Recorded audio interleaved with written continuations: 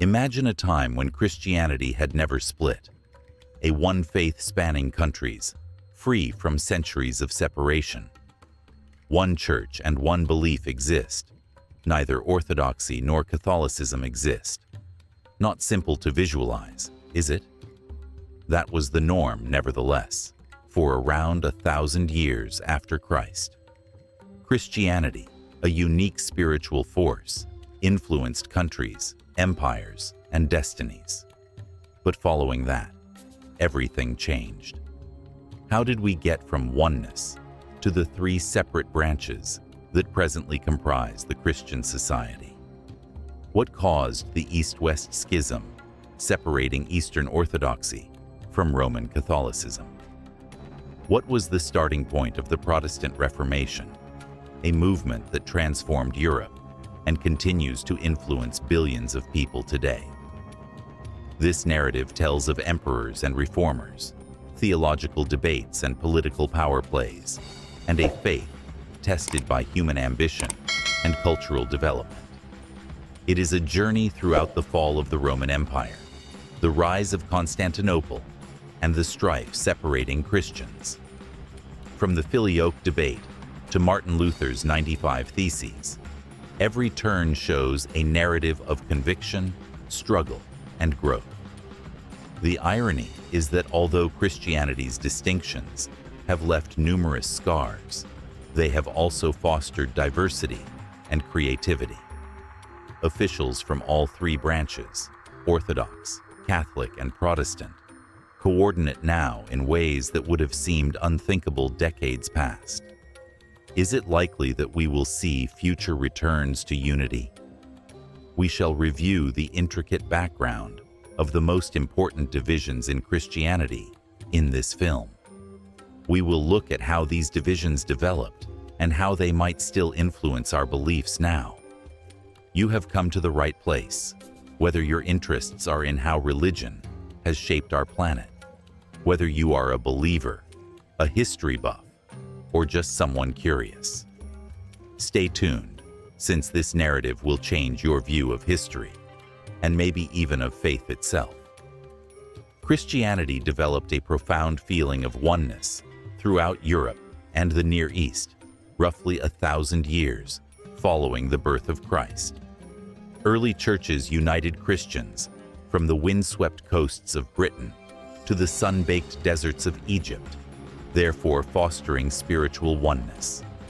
Like gardens in spring, Christian communities flourished throughout this revolutionary era, each adding their unique colors to the lovely terrain of the faith. Local churches developed rich customs, closely related to the larger Christian brotherhood.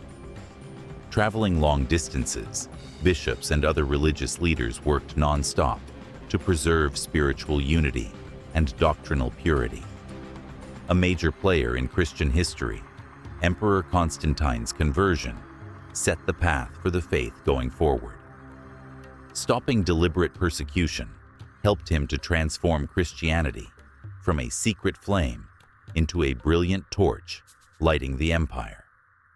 His forward-looking decision to make Constantinople the new capital of the empire produced a solid link wherein Eastern and Western Christian practices might coexist and flourish. Remarkable testimony to this golden age of unity is the First Council of Nicaea. Religious leaders from all throughout the Christian world gathered for this historic summit to explore and argue significant concerns regarding religion and theology. Deep conversations among them produced the Nicene Creed, an amazing piece of theological articulation destined for centuries. With its well-selected phrases bridging the divides of language and culture, this creed formed the basis of Christian unity. People embraced these basic ideas from the magnificent cathedrals of Rome to the desert monasteries of Syria, therefore forging a shared identity, transcending national boundaries. Cooperation between religious and secular authority rose remarkably during this period. Monasteries became vibrant hubs of learning and spiritual development. Monks developed fresh ideas, while also preserving ancient knowledge. Their long work enhanced the general intellectual life of society, as well as the knowledge of religion. This profound closeness inspired spiritual development and a rebirth of cultural engagement. Pilgrims carried ideas and habits from far-off countries with them as they journeyed vast distances over continents. Reflecting everlasting Christian themes from many cultural angles, religious art and architecture soared. Grounded in universal church beliefs, communities created their own particular local expressions. Christianity has demonstrated amazing resilience both in times of peace and crisis. Leaders strove to settle problems by means of dialogue and consensus. They handled them by applying knowledge and patience. While allowing for natural cultural adaptation and evolution, this unwavering commitment to unity served to preserve significant lessons. This coherent beginning greatly influences Christianity today. When modern churches adopt the Nicene Creed, they are connecting their voices with those of countless generations of Christians, creating an ongoing chain of faith spanning millennia. This enduring basis of unity reminds us powerfully of how Christianity may unite people and transcend variations in the spectrum of human experience. Christianity showed in the early years that people from many backgrounds could coexist under a shared set of values while yet maintaining their unique cultural identities. Christians on their spiritual path now find tremendous inspiration and direction from this careful mix of unity and diversity. This reveals the force of a shared spiritual goal and divine vision.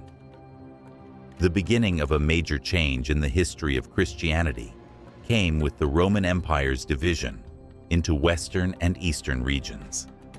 As Latin emerged as the primary language in the West, and Greek emerged as the most frequently used language in the East, cultural divides began to emerge, causing small fissures in the once cohesive foundation. Political isolation hastened these changes as the Western Empire addressed growing pressure from Germanic tribes, while the Eastern Empire stayed robust from Constantinople. Every area developed unique approaches to religious administration and government, shaped by the particular difficulties and cultural surroundings they encountered.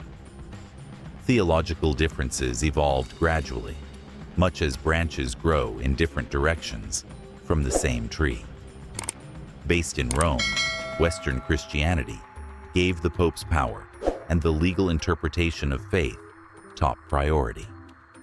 Conversely, the Eastern Orthodox tradition gave mystical theology and the value of holy tradition more importance for the operation of the Church. Every day, religious life brought about practical conflicts. Believing that this would help preserve spiritual purity, the Western Church demanded that its clergy keep celibacy. Eastern churches let married men serve as priests, therefore conserving the norm of family life among the clergy. Different liturgical practices were another factor causing the separation. Easter's date caused considerable controversy, since different approaches to computation produced a holiday observed on different days. In communion ceremonies, the bread, leavened in the East and unleavened in the West, became to represent more intense doctrinal conflicts. These divisions were increasingly clear throughout time, as every school developed their own theological language and spiritual expressions. While Eastern Orthodoxy concentrated more on the mystery of divine experience and the use of icons in worship, Western Christianity gave legal precision and systematic theology more importance. Language played a significant role in shaping this growing divide. Western academics speaking Latin sometimes found it impossible to fully grasp Greek theological ideas. On the other hand, Eastern theologians believed that Western Latin vocabulary could not adequately express some spiritual truths. These disparities become increasingly firmly ingrained over decades. Every custom developed its own special kinds of monasticism, architectural design, and techniques of spiritual development. While the Eastern Church maintained the classic dome form that symbolized heaven's descent to earth, the Western Church embraced Gothic cathedrals reaching toward heaven. The growing split affected the way every tradition saw church power. Rome gave more and more importance to papal power, while Eastern churches kept a more collegial approach among patriarchs. One of the main challenges to reunion would prove to be this fundamental difference in ecclesiology. These variations first seemed little, but over the years they accumulated like layers of dirt, producing two distinct Christian practices. Every custom preserved important Christian principles and fostered different spiritual viewpoints molded by their own historical and cultural setting. Tensions between the Christian East and West had been growing for hundreds of years, but in 1054, they at last reached irreversibility. The major difference was the Filioque controversy, a dispute over the nature of the Holy Spirit's procession. Founded in 325, the First Nicene Creed maintained that the Holy Spirit derives from the Father. But later, without Eastern Church agreement, the Western Church included the clause "and the Son," sometimes known as Filioque.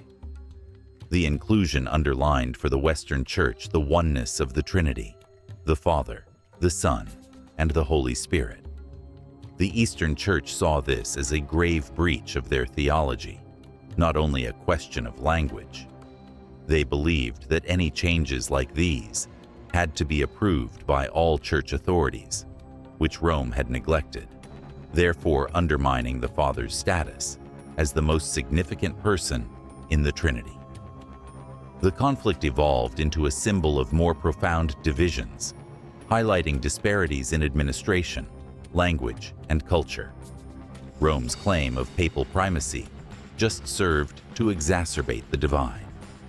Rome, Constantinople, Jerusalem, Antioch, and Alexandria were 5 significant centers of power acknowledged by the early Christian Church. The Church saw all of these centers as equal, theoretically.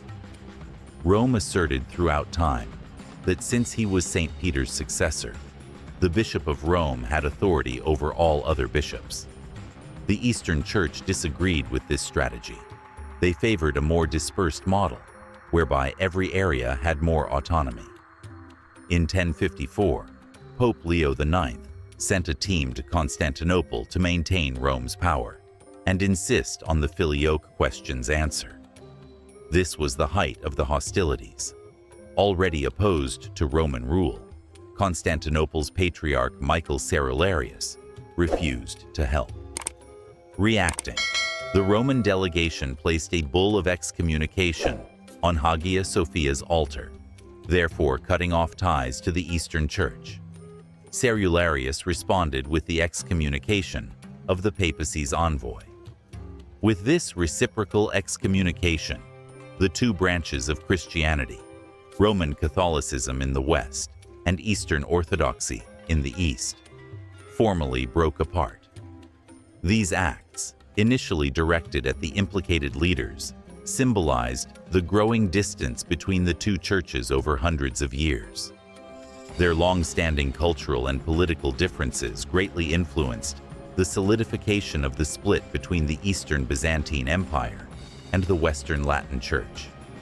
The most often used language in the West was Latin.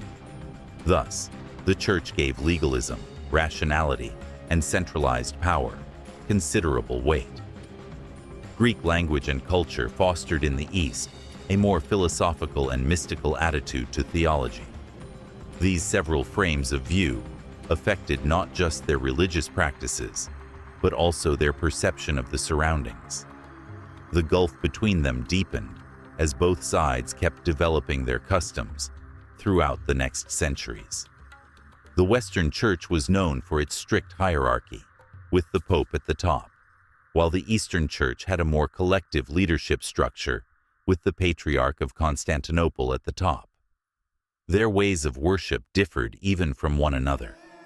While the East stayed with leavened bread, which stands for the rising Christ, the West started using unleavened bread for the Eucharist, which marks purity.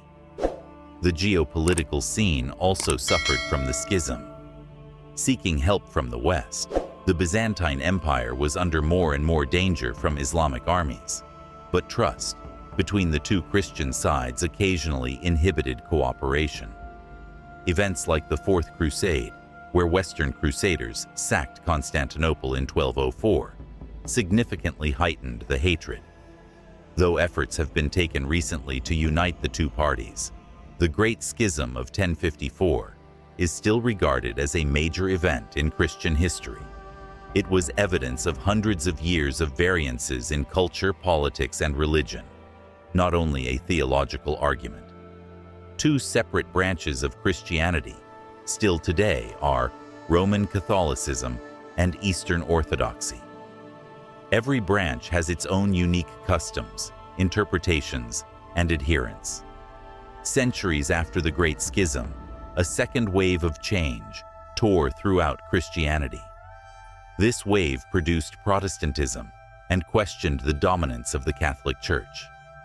By the 16th century, the Catholic Church had grown somewhat powerful, but this dominance also brought several major problems. High-ranking church officials funded their ostentatious living using questionable sources, which resulted in general corruption. Selling indulgences, which let individuals pay to decrease the punishment for their crimes or the sins of loved ones in purgatory, was one of the most infamous activities. Designed to gather funds for projects like the rebuilding of St. Peter's Basilica, this practice revealed the Church's alarming relationship between spiritual power and financial avarice. German monk and theologian Martin Luther turned reformer during this period of dissatisfaction. Luther sought to handle what he observed to be major issues, since he found much disturbance in the way the Church ran. Writing the 95 Theses in 1517, he dared to criticize Catholic Church indulgences and other transgressions. Said to have nailed these theses to the Wittenberg church door, he set up a controversy, likely to result in a theological revolution. Luther's reforms centered on the idea of sola scriptura, which holds that Scripture by itself is the last authority in concerns of faith and behavior. Luther underlined that Christians personally interact with God through the Bible rather than the clerics, and questioned the Pope's power. Luther also tried to simplify worship by translating the Bible into German so that common people could personally access the holy works. His changes argued for a return to early Christian customs, free from the weight of centuries of custom and corruption. Luther's ideals spread quickly, in significant part due to the printing press's debut. People copied and distributed his works all throughout Europe, therefore reaching audiences unimaginable for prior reformers. Though the Catholic Church tried to silence him, Luther was able to find cover from German officials who were sympathetic to him and who also expressed discontent with the Church's power. Other reformers joined Luther's movement, each contributing their unique perspective as it gained momentum. French theologian John Calvin developed a doctrine emphasizing God's sovereignty and the concept of predestiny.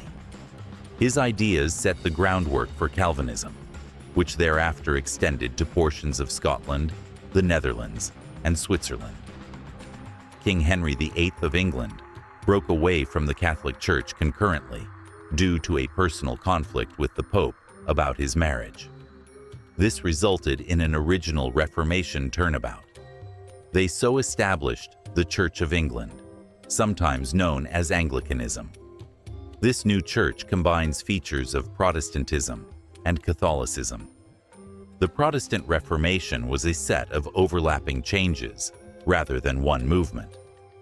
Later denominations with their own ideas and customs arose from Lutheranism, Calvinism, and Anabaptism. Though they were diverse from one another, these organizations shared some really significant interests.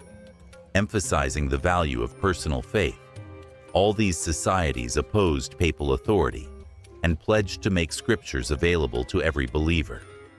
The Reformation altered the European political environment as well. Local leaders used the opportunity to proclaim their freedom from the Catholic Church and its enormous political influence in places where Protestantism started to flourish. Wars include the 30 Years' War, which resulted from Catholic and Protestant factions vying for territory and influence. Although the struggle destroyed a tremendous deal of Europe, it finally resulted in the Peace of Westphalia, which let rulers select the religion of their territory. This compromise confirmed the divisions inside Christianity. In the annals of Christianity, the emergence of Protestantism was momentous. It questioned Catholic Church authority and altered European religious practice across the continent. It introduced a range of points of view that still shape Christianity today and let people personally relate with their faith. It began with Luther's disobedience and spread across nations, making the Reformation one of the Church's most significant events. Though it was a transforming event, the Protestant Reformation also resulted in a period of intense religious conflict that would shape Europe for decades to come. A sequence of wars and battles erupted, causing damage and transformation never witnessed before. Political aspirations and theological arguments helped to explain this. Among the most significant and terrible of these wars was the 30 Years' War, 1619 to 1648. Originally a struggle between Catholics and Protestants in the Holy Roman Empire, the war quickly turned into a more general one, involving most of the major European countries. Supported by nations like Sweden and the Netherlands, Protestant factions battled Catholic troops, supported by the Habsburg Empire and Spain. Originally a fight for the right to practice one's faith, what began as such rapidly evolved into a political power struggle across vast swathes of the continent. The dispute had terrible consequences. The troops destroyed infrastructure, towns, farms, and land overall. Many people suffered terribly. Diseases and hunger claimed many lives among the population. In certain parts of Germany, the population dropped as much as 50%. The economy recovered over decades, if not millennia, leaving whole communities empty. In terms of human lives lost and cultural damage, as well as other aspects, the conflict had a major influence on European history. They signed the Peace of Westphalia in 1648, therefore bringing an end to a 30-year war that had wreaked havoc all about. Whether it was Catholicism, Lutheranism, or Calvinism, this significant treaty granted local leaders the authority to choose which religion would be the official one in their territory, therefore establishing a new basis for ruling Europe. Cuius regio, ius religio, which means whose realm, his religion. This not only stopped open hostilities, but also accentuated the differences among the Christian tribes spread over Europe. In the annals of religion, as much as international politics, the Peace of Westphalia was a momentous event. Many people view the Peace of Westphalia as the foundation for the contemporary state structure, which respects national sovereignty. But it also confirmed the permanent division between Catholicism, Orthodoxy, and Protestantism, therefore ensuring that each branch of Christianity would grow apart and influence its adherents and territory in a unique manner. The 30 Years' War and the Reformation's fighting affected people far outside of Europe. When colonists arrived in the Americas, their religious identities came with them. Usually, Protestant and Catholic groups reflected the religious distinctions from their native nations. These wars resulted in increasing attention to religious tolerance over time, as the tragedies of combat exposed the dangers of fanaticism and prejudice. Though they brought about damage, the Reformation and the challenges that followed finally helped to create the variety and vitality of Christianity. They challenged the Catholic Church's central power, let several theological points of view flourish, and pushed modern concepts about government and personal liberties forward. Though the 30 Years' War was a tragedy, it also made it feasible for a more diverse and secular attitude toward religion to develop, thereby altering the path of history, both in Europe and elsewhere.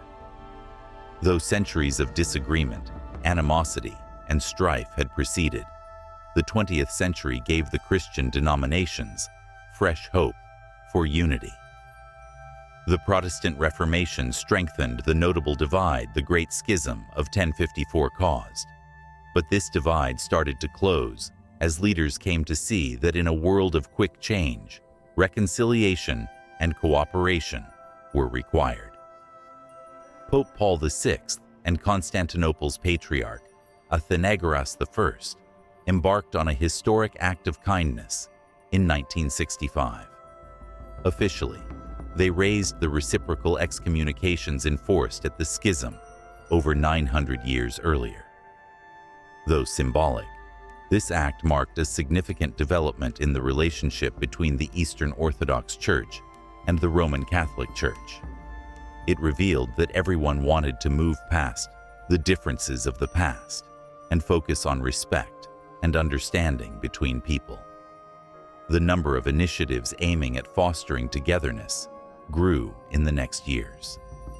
Openly and humbly, leaders from Catholic, Orthodox, and Protestant churches started to interact about their fundamental disagreements. Though doctrine still differs greatly, there is increasingly more recognition that many sects of Christianity are based on the same foundation of religion. Worldwide joint projects on social justice, humanitarian aid, and community involvement show the power of cooperation, even with these differences.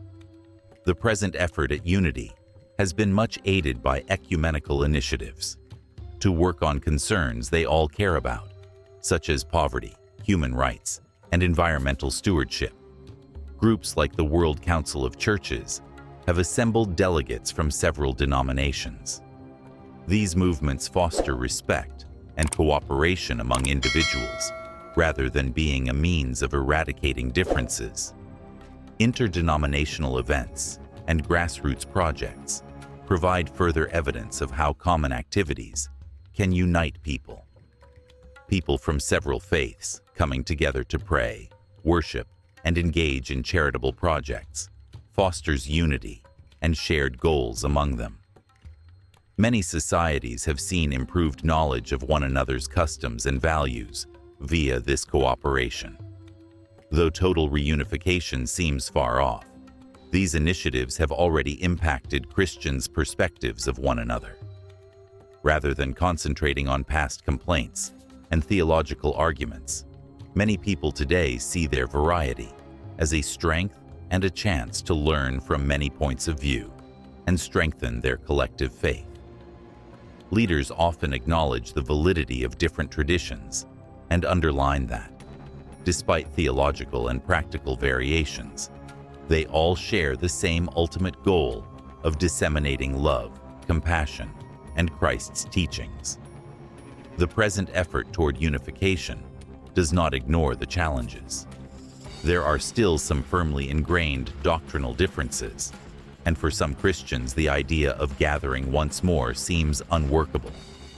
Still, more and more individuals see these limitations as chances for conversation rather than causes of conflict.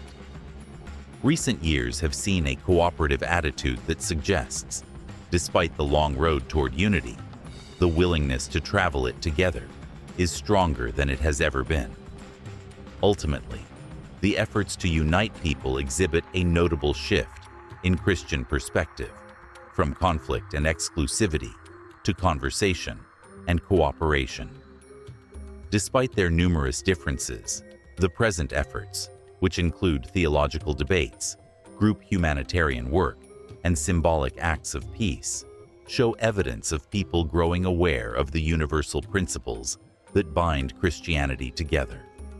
Though these initiatives have a small scope, they inspire optimism for a time when the differences separating Christians may present chances for more togetherness and understanding. Today, there are three separate but linked branches of Christianity: Protestantism, Orthodoxy, and Catholicism. We thread these branches together to create a tapestry. Though they have distinct customs, beliefs, and ways of displaying faith, these organizations all follow Christ's teachings. Variety has shaped the religious life of billions and the political and cultural scene of the world. One issue that begs attention as we go ahead is whether Christianity will ever revert to its original unified form, or if it will keep evolving as a gathering of several branches. Some people find the idea of reunification appealing, but it also offers excellent chances as well as major challenges.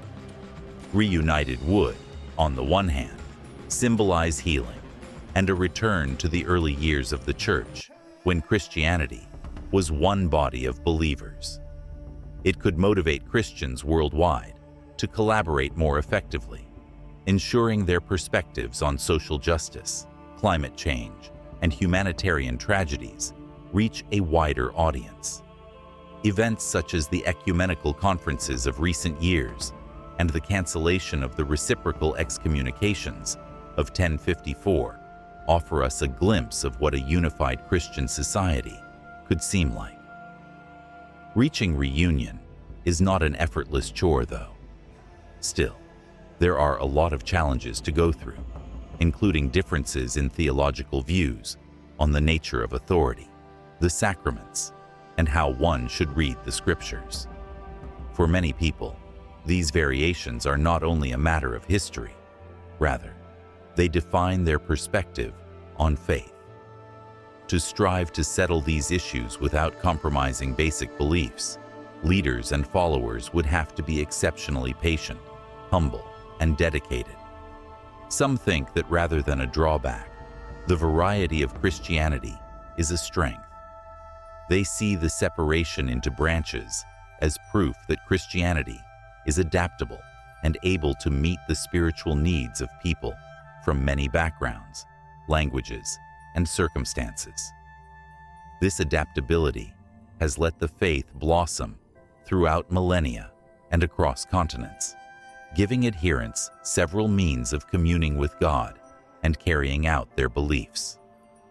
The future of Christianity might lie in encouraging more mutual respect and cooperation, rather than in eradicating differences in a society growing more and more linked. Coordinated initiatives beyond religious boundaries, such as interfaith humanitarian work and joint commitments to address pressing global concerns, show evidence of this already. People are realizing more and more that unity does not mean everyone has to be the same. This is shown by the capacity to cooperate despite diversity. The arrival of non-denominational movements accentuates the complexity of the circumstances.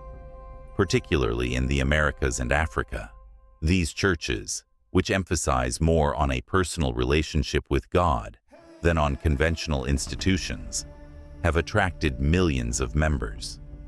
Their pushing of the boundaries of traditional values raises questions about how Christianity will define itself in the next years.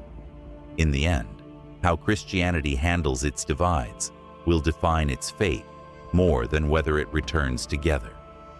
Will the branches split even more, or will they discover fresh approaches to get closer together, while nevertheless honoring their individual identities?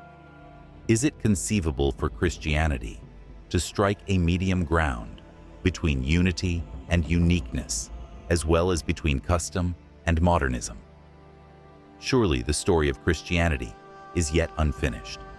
Its potential to alter, grow, and inspire throughout thousands of years makes one fair to believe that its future, in whatever form it may take, will still affect the spiritual and moral fabric of mankind. Christianity's legacy will be its capacity to unite individuals and link them to something higher than themselves, therefore offering hope, purpose, and meaning in a society always changing. Reunification, closer cooperation, or ongoing variety can all help to accomplish this.